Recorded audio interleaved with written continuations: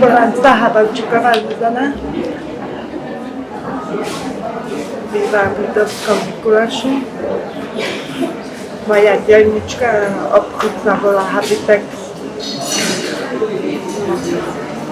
Prišla som sa sem prezentovať na radničky, na trhy so svojimi výrobkami. Šijem hlavne zbavený hľadok, patchworkovú techniku a živovkovú. Sú to arkušiky alebo poťahy cez postele,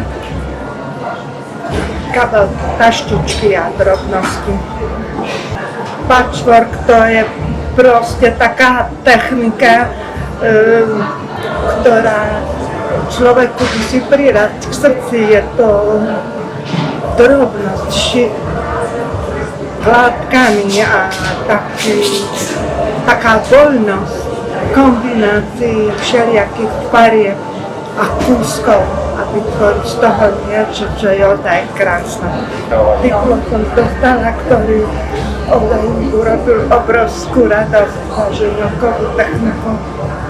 Je to technika, kde sa navrstvia kúsky látok na jednu základnú látku, rôzne farby, aspoň v takej rúbke 4, 5, 6 kusov.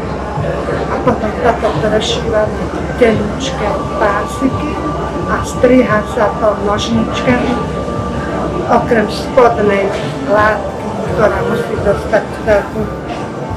Potom sa to namočí do vody, vyčeše, vysuší a vystrihne sa z toho nejaké bankuška, alebo taštička, alebo prehľad cez posteľ.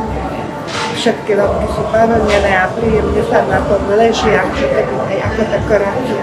No tak plán mám taký, že by som sa sem znovu vrátila, aj o rok.